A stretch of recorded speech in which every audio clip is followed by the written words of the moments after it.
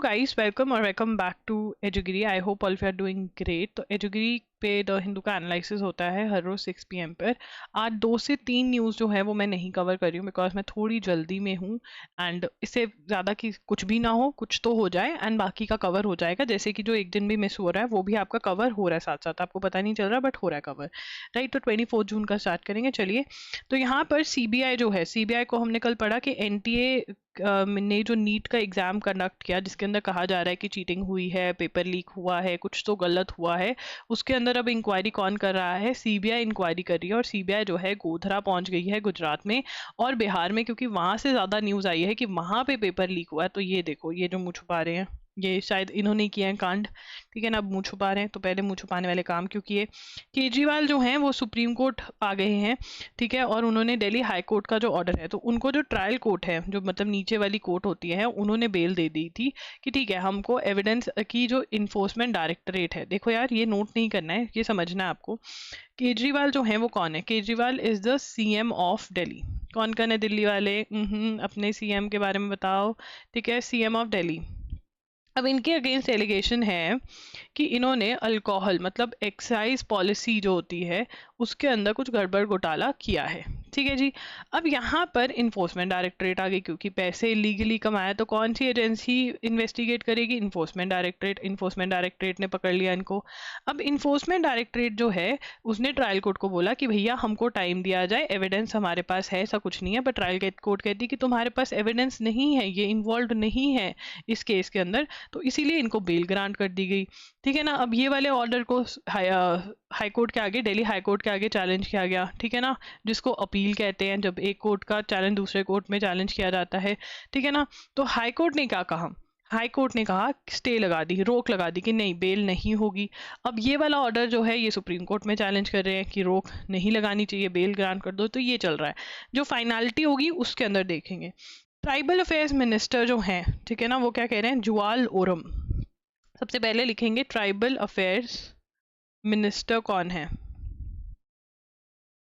ठीक है, tribal affairs minister जो है वो है जुआल ओराम।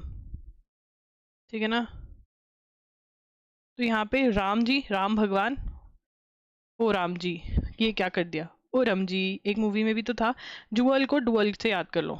ठीक है ना, तो जुअल ओराम ये क्या कह रहे हैं, किसके बारे में बात कर रहे हैं? ये बात कर रहे हैं, he is talking about great Nicobar. He is talking about great Nicobar island. What is he talking about? Great Nicobar island. तो ग्रेट निकोबार आइलैंड बनाने के लिए फॉरेस्ट क्लियरेंस होगा अंडमान निकोबार आइलैंड्स में। ठीक है ना, बहुत ही बड़ा प्रोजेक्ट है। तो ये क्या है? इन्वायरमेंटल इश्यूज हो सकते हैं इससे। तो इसके ऊपर लोग कह रहे हैं कि आप इसको रोको। तो वो क्या कह रहे हैं कि देखो, अभी मैं अभी मिनिस्टर बनाऊं, अभी मैंने गद्दी संभाली, अभी थोड़े दिन में डॉक्यूमेंट्स देखता हूं और फिर बताता हूं कि ग्रेट निकोबार आइलैंड का क्या करना है, फॉरेस्ट क्लियरेंस होनी चाहिए या नहीं, क्योंकि इन्वायरमेंट इश्यूज भी हो सकते हैं। ये क्या है? ग्रेट निकोबार जो है ये डेवलपमेंट प्रोजेक्ट है, ये डेवलपमेंट प्रोजेक्ट है। हाँ जी बच्चे। और एक और चीज मैं बताऊं, कल एक बच्चे का, आयुष है उसका नाम, बहुत ही प्यारे से मैसेजेस आए उसके।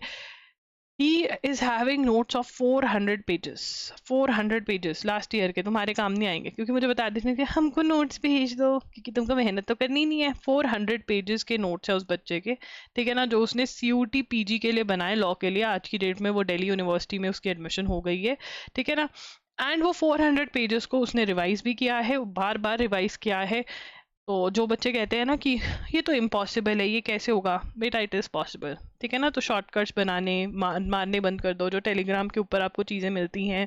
ठीक है ना, देखो यार, Telegram even I am following, I am talking about it because बहुत ही दुखद है। ठीक है, इजी असेसिबिलिटी है, बट डाली जा रही है सामान, कुछ लिमिट नहीं है, कंफ्यूजन है ज़्यादा।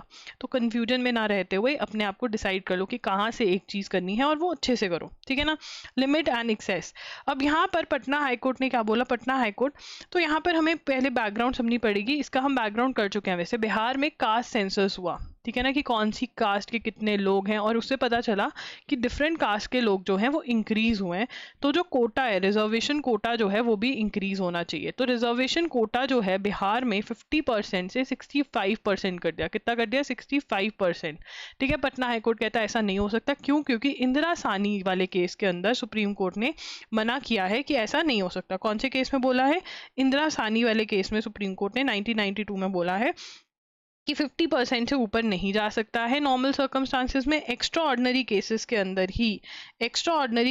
अंदर ही सिचुएशंस के अंदर ही जा सकता है। एंड जो रिप्रेजेंटेशन होगी, adequate representation does not mean proportionate, कि पॉपुलेशन बेस नहीं होगी। ठीक है ना, कि बढ़ गई है तो बढ़ानी पड़ेगी, ये वो बोल रहे हैं। तो इसको पढ़ते हैं फटाफट से। अब यहाँ पर the Patna high court judgment striking down enhanced reservation for various communities in employment and education marks yet another instance of strict application of 50% ceiling on total reservation by judiciary. The verdict has invalidated Nitish Kumar regime's decision of last year to amend its quota to raise backward class reservation from 12% to 18%, EBC from 18% to 25%, scheduled caste from 16% to 20%, and scheduled tribe from 1% to from 16 scheduled caste and scheduled tribe. ठीक है, this took the total reservation to 65%. applying judicial precedent, वो कहते 50% से ज़्यादा नहीं हो सकती है, क्योंकि इंदिरा साहनी वाले केस ने कहा। तो इसके फटाफट से नोट्स बनाते हैं। आई थिंक हमने पहले भी बनाए हुए हैं, तो ठीक है ना। पटना हाई कोर्ट कौन कहता है कि 50% से ज़्यादा नहीं होनी चाहिए, कौन कहता है कि कम होनी चाहिए, बताओ in the comment section. Patna high court set aside मतलब रिजेक्ट कर दिया। ठीक है ना, मतलब लॉ रिजेक्ट कर दिया, rejected. Set aside law enhancing, increasing लिख लो, इजी लिखते हैं। Set aside law increasing reservation to 65% in Bihar. ठीक है ना, तो यहाँ पर हम सबसे पहले लिखेंगे कास्ट सेंसस हुआ बिहार में 2023 में।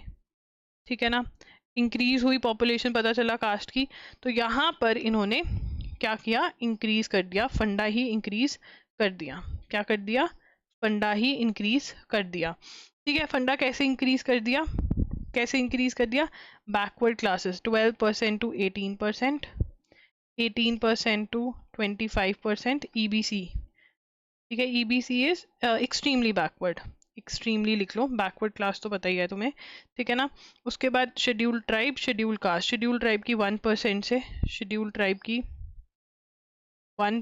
से 2%, और यहाँ पे 16% से 20%। क्या मुझे ये याद करने की जरूरत है? एक बार रीडिंग मार लेना, बस ये जरूरी है। ठीक है ना, तो यहाँ पर 50%। ठीक है ना, court said reservation can't exceed 50% according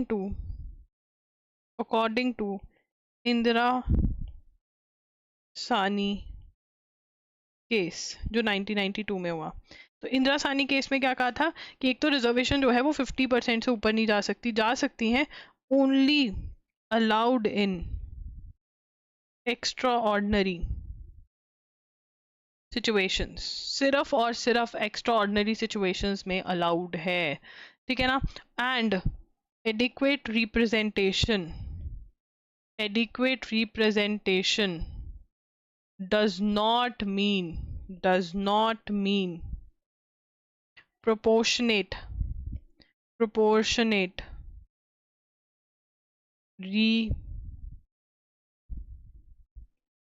representation। ठीक है ना, adequate representation doesn't mean proportionate representation. ठीक है ना, मतलब पॉपुलेशन इंक्रीज हुई है तो रिजर्वेशन जो वो है वो इंक्रीज करना ज़रूरी नहीं है। ठीक है ना, अब बात करेंगे क्लाइमेट चेंज की। कौन है LLSAT वाले? कमेंट कर जाना कौन कौन है इससे राइटिंग के उसमें।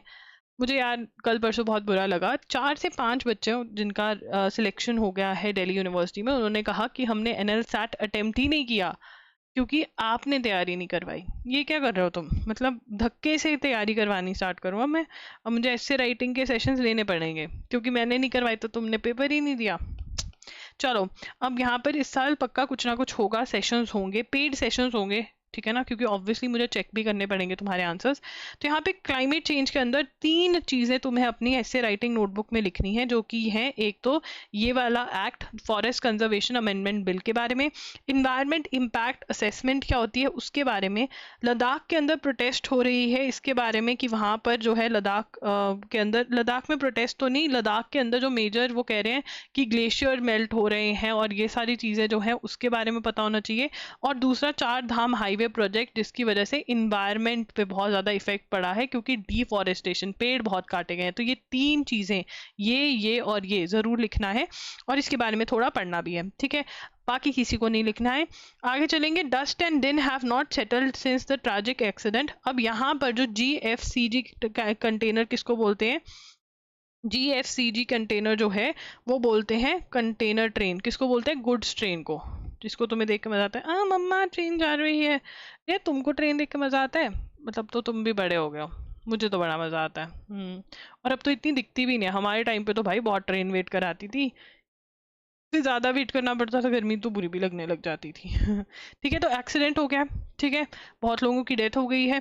कवच, इसके बाद मैंने तुम्हें तभी उसी दिन बोला था कि एक जो इंपॉर्टेंट क्वेश्चन निकलता है जब ट्रेन एक्सीडेंट होता है वो है कवच। कवच क्या है, what is Kavach, automatic as they prone to conclude, ये क्या है, ये ऑटोमेटिक ब्रेक्स लगा देता है, ठीक है ना, तो इसलिए इसका बहुत ही फायदा है। तो यस, कवच क्या है, ये protection train system, train protection system लिख लेते हैं, वैसे इसको कुछ और कहते हैं, मतलब अगर ना कोलिजन होने वाला हो, कोलिजन अवॉइडेंस सिस्टम, हाँ ऐसे कैसे, कोलिजन, कोलिजन अवॉइडेंस सिस्टम, ठीक है ना।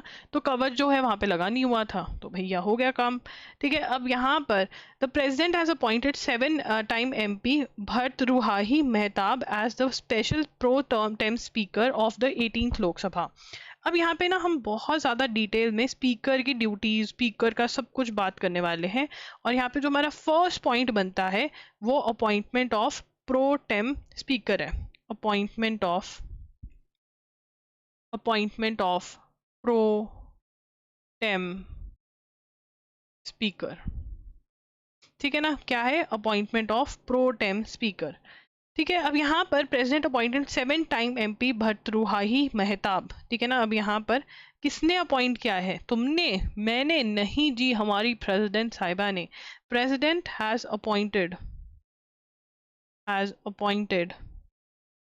7 time MP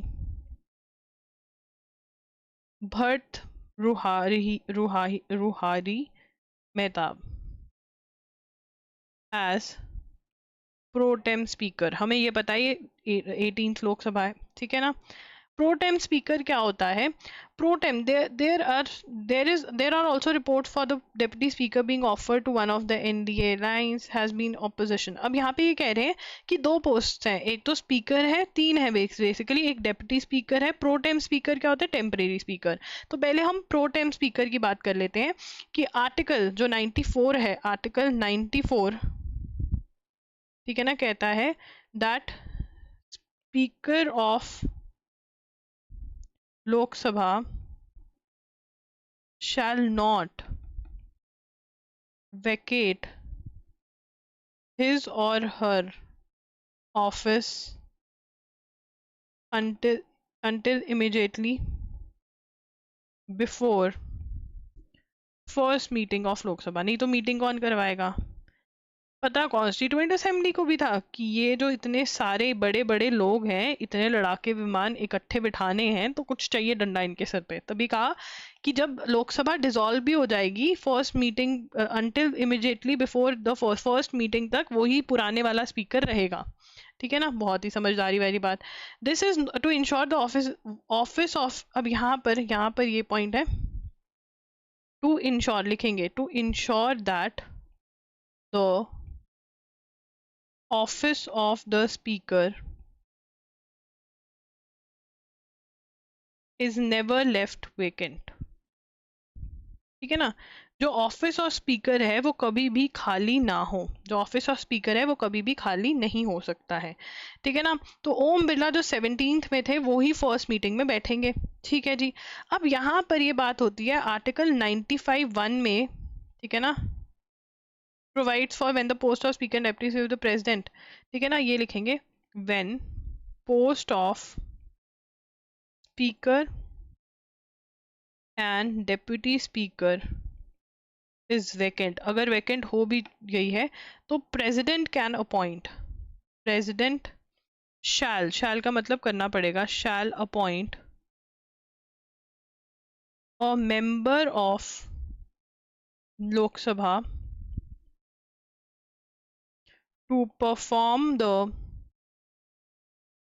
duties of speaker. अब यहाँ पर क्या है देखिए, ठीक है ना, आर्टिकल 95(1) क्या कह रहा है, आर्टिकल 95(1) क्या कह रहा है कि अगर, वैसे तो ये कह रहे हैं आर्टिकल 94 में कि पोस्ट ऑफ स्पीकर जो है वो वेकेंट नहीं होगी, इवन जब इलेक्शंस हो गए, सारे चले गए हैं, सब कुछ हो गया है, हर कोई नया आया है या री इलेक्ट होकर आया है, स्पीकर जो है वो फर्स्ट मीटिंग तक सेम रहता है क्योंकि वो उसी मीटिंग में चुनते हैं स्पीकर को। बट अगर बाई चांस पोस्ट खाली हो जाती है तो प्रोटेम स्पीकर अपॉइंट हो सकता है आर्टिकल 95(1) के अंदर, मतलब टेम्परेरी स्पीकर। और टेम्परेरी स्पीकर कौन अपॉइंट करता है, सबसे पहले तो टेम्परेरी स्पीकर जो है वो प्रेसिडेंट अपॉइंट करता है, टेम्परेरी स्पीकर जो है वो प्रेसिडेंट अपॉइंट करता है। एंड जो टेम्परेरी स्पीकर होता है वो कौन होता है, shall appoint a member of Lok Sabha to perform the duties of speaker. Temporary duties कौन परफॉर्म करेगा, मेंबर ऑफ लोकसभा परफॉर्म करेगा, right. When the post of speaker, ये हमने पढ़ लिया, this would be the situation when the first meeting of new Lok Sabha commences, appoint, ठीक है, ये हो जाएगा। Hence the president appoint speaker pro tem under this till the full time speaker is elected. Pro tem means temporary, for time being temporary, pro tem का मतलब मैंने यहाँ पे लिखवा दिया temporary speaker. The term is not found in the constitution, तो इसके अंदर कोई भी term, there is no term defined for pro tem speaker, ठीक है ना। As per tradition one of the senior most member of Lok Sabha is elected by the government who is then administered oath by president, the speaker pro tem administer oath to offices. तो यहाँ पर ये कह रहे हैं कि फर्स्ट मीटिंग तक वो पिछला वाला रहता है, बट हाँ ये है कि प्रेसिडेंट जो होता है वो साथ में एक प्रो टेम स्पीकर भी अपॉइंट कर देता है जो ओथ दिलाता है, एंड मोस्टली जो सीनियर मोस्ट मेंबर होता है, ट्रेडिशन ये कहता है। ये देखो यार, यहाँ पर ना जो ऑपोजिशन है वो कह रही है कि अरे इन्होंने गलत किया, ये ट्रेडिशन है, मैंडेटरी नहीं है, लॉ नहीं बोलता है, ट्रेडिशन है, कस्टम है, इट इज नॉट लॉ कि सीनियर मोस्ट मेंबर ही प्रोटेम स्पीकर बनेगा, ठीक है जी। उसके बाद यहाँ पर article 93 of the constitution state that Lok Sabha shall choose 2 members to be speaker. अब यहाँ पे हमने प्रोटेम स्पीकर की पूरी बात कर ली। अब जो नेक्स्ट चीज हम बात करने वाले हैं वो करने वाले हैं स्पीकर और डेप्यूटी स्पीकर की। तो यहाँ पर हमारा सेकेंड पॉइंट जो बनेगा वो बनेगा स्पीकर एंड डेप्यूटी स्पीकर। इसका बनेगा स्पीकर एंड डेप्यूटी स्पीकर, ठीक है ना। तो article 93 states Lok Sabha shall choose 2 members, ठीक है ना, एक स्पीकर एक डेप्यूटी स्पीकर, ठीक है ना। अब election of speaker is held on a date fixed by president। तो जो डेट फिक्स करता है वो कौन करती है, president. All the speakers in India have been elected unopposed, ये एक फैक्ट है, तो अलग पेन से लिखेंगे all the speakers in independent India have been elected unopposed. मतलब कोई कुछ नहीं बोलता है कि ठीक है, हाँ जो बन गया, कोई उसके ऑपोजिशन में नहीं होता। The election of deputy speaker is held by date fix by speaker, ठीक है। Apart from the conduct of business the speaker perform 2 important functions. अब यहाँ पर थर्ड पॉइंट हम क्या बना रहे हैं, फंक्शंस और पावर्स ऑफ, थर्ड पॉइंट क्या बना रहे हैं, फंक्शंस और पावर्स ऑफ स्पीकर। तो फर्स्ट पॉइंट क्या है, सबसे पहला जो उनका पावर होता है वो क्या है, certifying a bill to be a money bill. ठीक है ना, अब ये बहुत इंपॉर्टेंट है क्योंकि मनी बिल के अंदर बहुत सारी चीजें हैं, राज्यसभा को ज्यादा इसमें कर नहीं सकता है, तो ये सर्टिफाई करते हैं और ये एक PYQ है। This is a PYQ, this is a PYQ। ठीक है, दिस इज अ PYQ। अब यहाँ पर and over with the Rajya Sabha is limited and deciding on disqualification under disqualification under 10th schedule for defection। तो यहाँ पर जब पार्टी, डिफेक्शन का मतलब क्या होता है, अब डिफेक्शन का मतलब डिसाइडिंग लिख लेंगे यहाँ पर, ये डिसाइड करता है कि एक मेंबर को डिस्क्वालीफाई करना है अगर उसने 10th शेड्यूल के अंदर डिफेक्शन करी है। डिफेक्शन का मतलब क्या होता है, changing parties as an elected member, MP और MLA। अगर एक MP MLA हो, आप अपनी पार्टी चेंज करते हो तो आपने डिफेक्शन करी है। कौन डिसाइड करेगा हुई है या नहीं, ये स्पीकर डिसाइड करेगा, और ये कहाँ पे दिया हुआ है, 10th शेड्यूल में दिया हुआ है। तो Lok Sabha rules provide the speaker with powers और रेफरल। अब यहाँ पर जो थर्ड चीज है वो क्या है, ठीक है ना, Lok Sabha rules provide the speaker with the powers of referral of bills introduced to standing committees। ठीक है ना, और क्या पावर है, can suspend members for grave disorder up to a maximum of 5 days। ठीक है ना, तो ये मेंबर्स को भी बाहर निकाल सकते हैं। रेफरल बिल्स कमिटीज को जाते हैं तो वो कह रहे हैं अब तो बहुत कम हो गया है, अब कोलिएशन आ गई है, तब मे बी हो जाए। ठीक है, is an important constitution the convention of offering the post of deputy started in. ठीक है, अब यहाँ पर हमें अब बात करें डेप्यूटी स्पीकर की। डेप्टी स्पीकर का क्या काम है, deputy speaker is an important constitute, vacancy of उस पर होता है deputy speaker, vacancy steps in vacancy और एब्सेंस ऑफ स्पीकर। ठीक है ना, उसके बाद सेकंड पॉइंट क्या है, post of deputy speaker to opposition, convention चला आ रहा है, again this is a tradition, this is a tradition. यहाँ पर no deputy speaker was elected in the 17th Lok Sabha. ठीक है ना, 17th मतलब जो पिछली लोकसभा है उसमें नहीं था। तो यहाँ पर हमने बहुत सारी चीजें डिस्कस करी हैं, पावर्स और स्पीकर डिस्कस करिए, ऑलमोस्ट स्पीकर का जो पूरा टॉपिक था और जो डेप्यूटी स्पीकर था वो कर लिया। अब यहाँ पर एक पॉइंट था ये वाला, ठीक है ना, ये वाला, there are reports of deputy speaker being offered one of the allies, ये सब हमें नोट नहीं करना। ठीक है, मैं एक बार बस चेक कर रही थी कुछ मिस ना हो जाए। हमने कल ही पढ़ा कि फ्रांस और चाइना जो है एक सैटेलाइट, फ्रांस एंड चाइना जो हैं वो सैटेलाइट, उन्होंने सैटेलाइट लॉन्च किया है, they have launched the satellite. ठीक है, Verstappen makes it 3 in a row in Spain. तो स्पेनिश फार्मूला 1 ग्रैंड प्रिक्स किसने जीती है, तो स्पेनिश फार्मूला 1 ग्रैंड प्रिक्स जो है वो जीती है मैक्स वर्स्टेपन ने। बस इतना ही नोट करना है। ठीक है, उसके बाद आगे चलेंगे। UEFA fines Croatia for fan trouble at Euro 2024। तो UEFA जो है has fine Croatia football federation NHS, ठीक है, for the incidents that occurred in stand during Croatia's 2-2 draw with Albania at Euro 2024। जो फुटबॉल गेम्स हुई उसके अंदर the HNS published a statement on its website saying that it will have to pay a fine of 28,000 euro due to the lighting of flares and throwing of objects by some Croatian fans during the match. ठीक है, इन Hamburg. तो यहाँ पर ये भी important चीज़ है। ठीक है, तो यहाँ पर UEFA fines Croatia for fan trouble at Euro 2024। ठीक है ना, मैच के कौन से मैच में हुई थी ये ट्रबल? मैच विद अल्बानिया, ठीक है ना, एट हैम्बर्ग, throwing objects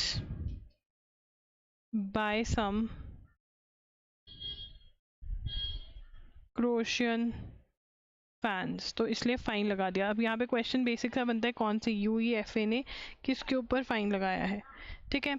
उसके बाद आगे चलेंगे। Former Bangladesh PM Khaleda Zia is on death bed. अब यहाँ पे बोला जा रहा है कि जो वहाँ की प्रेसिडेंट प्राइम मिनिस्टर है शेख हसीना, वो उनके साथ पर्सनल ग्रज है उनका, एंड इसीलिए विंडिक्टिवनेस का मतलब क्या होता है? The quality of or an act of showing a wish to harm someone. तो यहाँ पर उनको उनका इलाज करवाने के लिए बाहर जाने नहीं दिया जा रहा है, तो इतना बड़ा इशू नहीं बना है। आने वाले दिनों में हमने कोई न्यूज़ नहीं देखे तो इसको छोड़ देंगे। Poll shows France's far right nation rally is still leading ahead on election. अब जो पार्लियामेंट के इलेक्शंस हो रहे हैं यूरोप के अंदर, उसके अंदर पता चल रहा है कि जो फ्रांस का राइट है, अब इसके अंदर हम बार बार बात कर चुके हैं कि जो कोई भी पॉलिटिकल ओपिनियन को हम दो में डिवाइड कर सकते हैं मेजरली। एक राइटिस्ट ओपिनियन होती है और एक लेफ्टिस्ट। जो राइटिस्ट ओपिनियन होता है वो कहते हैं हमारी कंट्री का करो, हमारे लोगों का करो, हमारे रिलीजन का करो, ठीक है ना। और जो लेफ्टिस्ट होते हैं वो कहते हैं कि सबका करो, इक्वालिटी होनी चाहिए, ठीक है ना। तो यहाँ पर फ्रांस में अगर हम यूरोपियन पार्लियामेंट का देखें तो फ्रांस में राइटिस्ट वाले जो पार्टीज़ हैं उनको ज़्यादा वोट डल रहे हैं, तो मतलब लोगों का जो बदलाव है वो राइटिस्ट की तरफ हो गया है, राइट। उसके बाद Israel soldiers tie wounded man to military jeep in West Bank raid। अब यहाँ पर इसराइल के जो सोल्जर्स हैं उन्होंने रेड के टाइम पे एक रिफ्यूजी को कार के ऊपर बांध कर गाड़ी वहाँ से निकाली। So this is important. Israeli troops tied up wounded Palestinian to a military vehicle during a raid in the occupied West Bank city of Jenin. The army said on Sunday, admitting the soldiers had violated operational procedures।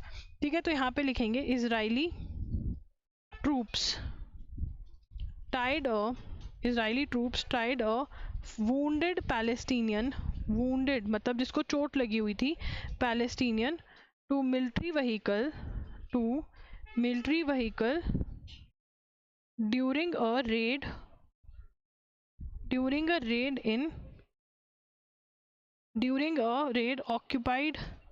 occupied West Bank city of Jenin, ठीक है ना। अब इसके अंदर violated operational procedures, तो यहाँ पर बोला जा रहा है कि इन्होंने ऑपरेशनल प्रोसीजर्स को वायलेट किया है जीप के ऊपर ऐसे इंसान को बांधकर, ठीक है, दिस इज रॉन्ग। उसके बाद आगे चलेंगे। रशिया ब्लेम्स, और इसराइल के अंदर प्रोटेस्ट चल रही हैं। ऐसा बोला जा रहा है कि Benjamin Netanyahu who is the PM of Israel, everyone wants him to, most of the people want him to leave because they are of the opinion कि अब होस्टेजेस को वापस लेकर आया जाए। और वॉर का जो मतलब है वो यही है कि होस्टेजेस जो बंधक है, जो इसराइली लोगों को हमास वाले ले गए हैं, उनको वापस लेकर आओ। That is what they are saying, ठीक है।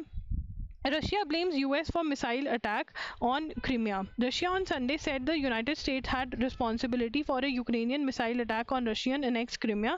तो क्रिमिया को 2014 में रशिया ने अनेक्स किया था और यूएस पे ये ब्लेम डाल रहा है। Russia's defense minister said Washington and Kyiv bore responsibility for a deliberate missile attack on strike on peaceful residents, which it said used US supplied attack ATACMS। तो ये पर्टिकुलर टाइप का weapon है, वो use करके इन्होंने किया। The Black Sea port city and naval base on the Crimean Peninsula was annexed by Russia in 2014, but it's still internationally recognized as part of Ukraine। अभी भी ये यूक्रेन का ही पार्ट माने जाते हैं। तो यहाँ पे Russia says blames US for missile attack on Crimea, ठीक है ना। अब यहाँ पर in 2014 Russia took over Crimea, ठीक है ना। अब यहाँ पर जो मिसाइल अटैक हुआ है उसका किस पे इल्ज़ाम लगाया है? यूएस पे, ठीक है ना। Which weapon use? US supplied ATACMS used by Ukraine, ठीक है जी, आगे चलेंगे। US help for involvement in tourist lynching in Pakistan 23, not US, 23 help for involvement in tourist lynching in Pakistan SWAT town. The Pakistan police have arrested more than 20 people for alleged involvement in lynching of tourists in the town of SWAT for allegedly तो यहाँ पर कुरान के साथ कुछ mishappening हुई है, which is the book, religious book of Muslims. तो lynching हुई है, मतलब उनको मारा गया और सब हुआ, ठीक है ना। तो जिस लगा कि इसने किया तो उसको मारपीट कर गई। लिंचिंग होता है कि जब पुलिस को ना बुलाया जाए, खुद ही सारा एक्शन लिया जाए, that is lynching. Censor board thwarts का मतलब होता है prevent from accomplishing something. Thwarts का मतलब prevent, stop from accomplishing something, ठीक है ना, स्टॉप कर दिया फ्रॉम अकम्प्लिशिंग समथिंग। तो Monkey Man release even after global cuts. The Dev Patel directed revenge drama Monkey Man set in dystopian version, dystopian relating to a very bad unfair society, ठीक है, is yet to be seen in the country because उन्होंने stop कर दिया है। किसने? Central board of film certification has stopped it's release without formally banning it. तो यहाँ पे लिखेंगे, ठीक है, मंकी मैन, मंकी मैन। तो यहाँ पे मंकी मैन में सबसे पहले क्या होगा? देव पाटिल डायरेक्टेड, ठीक है ना। It is a dystopian version.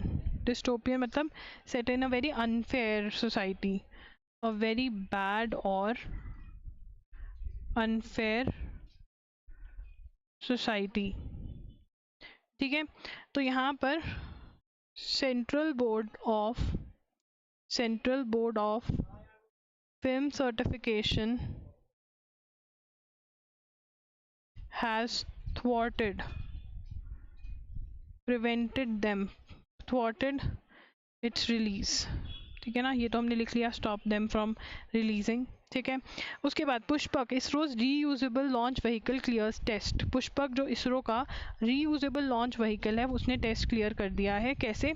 The Indian Space Research Organisation successfully completed the third reusable launch vehicle landing experiment at the aeronautical test range in Chitradurga, Karnataka. Following the success of RLV LEX 01, LEX 02 missions, RLV LEX 3D demonstration, the autonomous landing capability of RLV under more challenging release conditions and more severe wind conditions. On Sunday morning, Pushpak, the space agency's winged vehicle, was released from the Indian Air Force. तो ऐसे मतलब उसका पूरा reusable vehicle ये बना दिया गया है, तो वो पूरा उसकी टेस्टिंग जो थर्ड स्टेज है वो भी वो क्लियर कर गया है, ठीक है ना। तो Pushpak ISRO's reusable vehicle launch vehicle clears test, ठीक है ना। तो अब यहाँ पे ये इसरो का है। इसरो की फुल फॉर्म क्या होते हैं? इंडियन स्पेस रिसर्च ऑर्गेनाइजेशन, ठीक है ना। ISRO successfully completed third reusable launch vehicle landing experiment। अब यहाँ पे RLV लेक्स का थर्ड टेस्ट हो गया है, ठीक है, और वो सक्सेसफुल हुआ। Experiment at aeronautical test range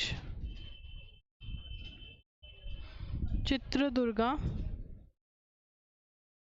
Karnataka. तो ये भी इंपॉर्टेंट है कि ये टेस्ट कहाँ से हुआ, ठीक है ना, और किसका है। This is very very important, 100% expected है ये, ठीक है। Runway end performed horizon. ISRO set that let's use sensor such as inertial sensor rules. ISRO chairman congratulation the efforts, ठीक है।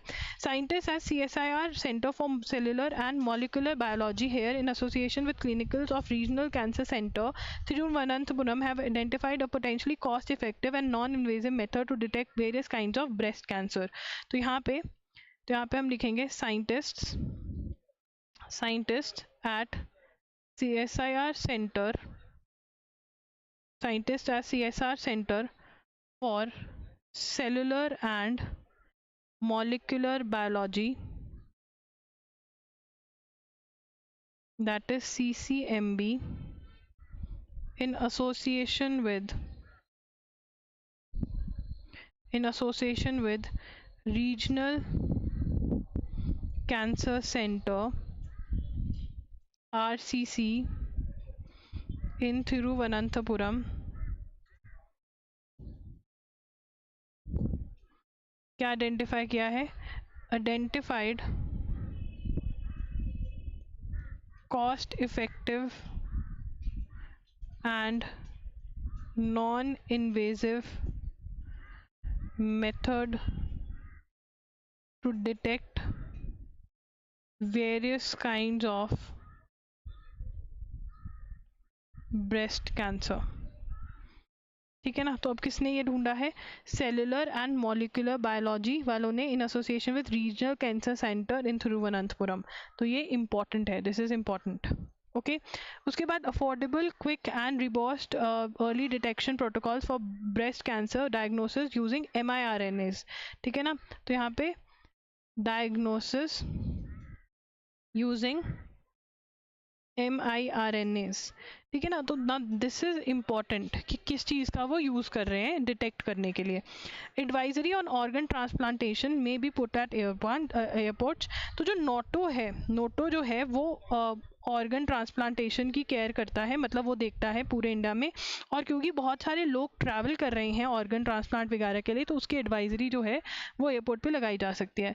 With more number of foreigners visiting India to undergo organ transplantation, the union health ministry and family welfare ministry has issued an advisory to sensitize international patients to the organ transplant protocol. मतलब उनको बताने के लिए कि यहाँ पर क्या rules and regulations हैं. What are the rules and regulations? In a note that Home Ministry Health Secretary Apurva Chandra said, India had emerged as one of the leading destinations for foreign nations to undergo organ transplantation. तो ये लगाने का सोच रहे हैं. Going to by the provisions of Transplantation of Human Organs and Tissues Act 1944 and other rules, no Indian donor is permitted to donate his organ or organs to a foreigner unless they are a near relative of the recipient. A near relative could be spouse, son, daughter, father, mother, brother, sister, grandfather, grandmother, grandson and granddaughter. तो ये वाला जो rule है हमारे लिए important है. ठीक है ना? ऑर्गन ट्रांसप्लांटेशन में ऑर्गन ट्रांसप्लांटेशन. ठीक है, ऑर्गन ट्रांसप्लांटेशन का ये नोट बनाएंगे. ऑर्गन ट्रांसप्लांटेशन में एक्ट कौन सा है? Transplantation of human organs and Tissues Act 1994. No Indian donor is permitted to donate his organ or organs